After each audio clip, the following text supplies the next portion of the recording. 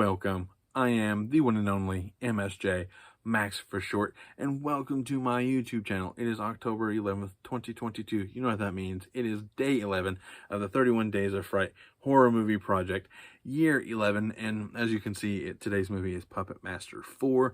I'm just going to jump right into it because there's a lot to say about this movie. Click subscribe, hit the bell, leave a like, leave a comment, and share.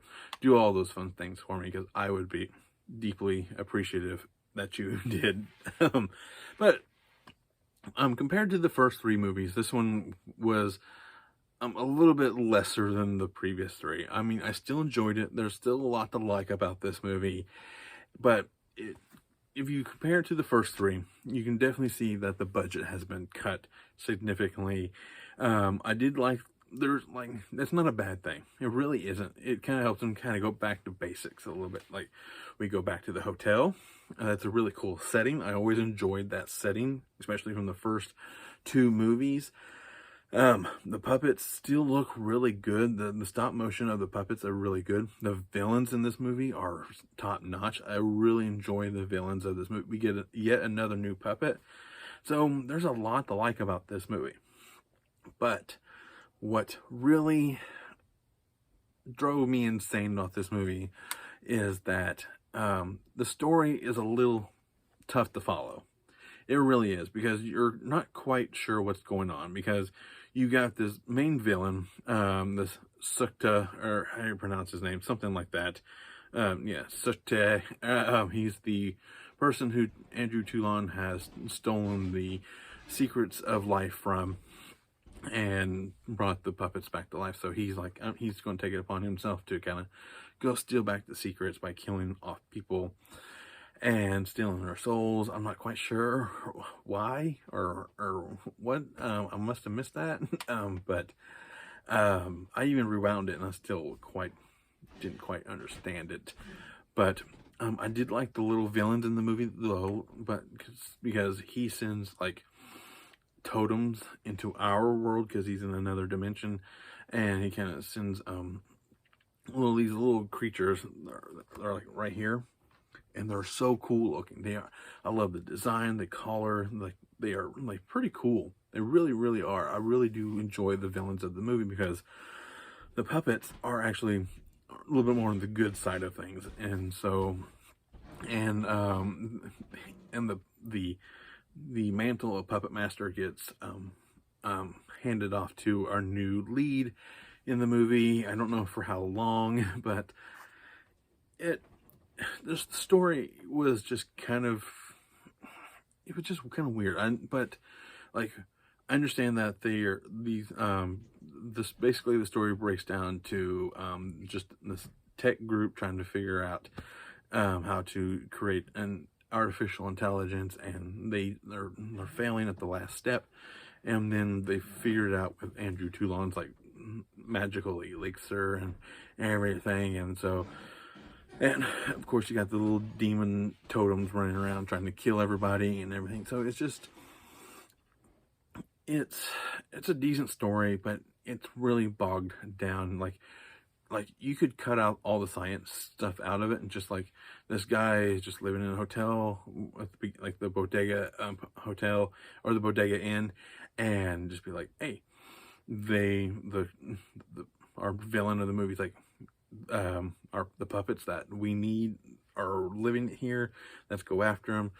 That's all you really need. But they made it a little bit more complicated. They made it a little bit more complicated than it should. So that's then you get a new puppet. You get the Decapitron. His special ability is swapping heads. So, and his main weapon is like this kind of like electric head, and it shoots little lightning bolts, basically. Pretty cool. I liked it. He comes in handy at the end of the movie and everything. It's done really well. The acting's actually not that bad. The stop motion for the puppets are still really good. I think you get all your favorites. Absent is Leech Woman still, after I found out why she was killed off because no one, like the head of the company, didn't like her, so they killed her off, and that's why. But she does come back, so from my understanding. And I want to know how Six Shooter comes back. Torch isn't even in this installment. He's in the next one. So the poster is a little misleading. But I enjoyed this. I really did. There really wasn't much to say about this movie except for just the story was probably the worst part about the movie. Like everything else was actually pretty good. Like some of the special effects were pretty bad. So there's one scene in the movie where Decapitron is being built, and he kind of has this kind of matte finished head, so it's like kind of a blank canvas, you know. And then that's another part of the story that kind of gets like, how's he doing this? Like what? He's able to communicate through a psychic who's also there at the Bodega Inn with some friends of our main character, and it's just, and he's like somehow projects his head onto a puppet head, and the morphing effect is just like, that's kind of laughably bad, and just like seeing like an old man's head on a little puppet body is just kind of hilarious and everything. I would have been okay with like possessing the medium or the conjurer's ability to like speak through her vocal cords and everything. I enjoyed that. That wasn't that bad, but actually projecting his image onto a puppet's head. So yeah, just aspects of the story kind of really like, like what? Like compared to the previous 3 stories were actually pretty decently done and very easy to follow, where the story in this one is a little rough. It needs it could have used a couple more passings. That's really about all I have to say about that. And that's, like I mentioned, that is probably the worst part of the movie. I enjoyed the puppets, I enjoyed the kills, I enjoyed everything else. It was just fun. People who you can clearly tell who was the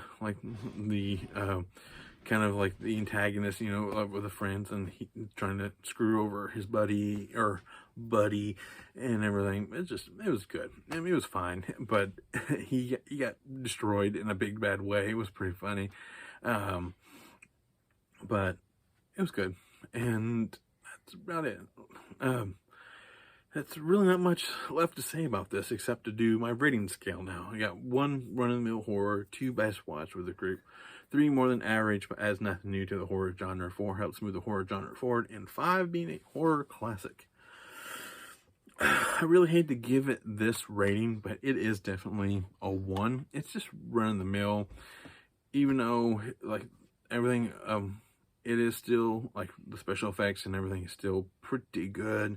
Even the villain Sukta, I'm probably pronouncing that name wrong. He's kind of wonky, you know, like he's supposed to be this towering this towering god or whatever, and he's kind of fake looking. I hate to say it that way, but I think it'd been pretty cool if he was all stop motion, you know.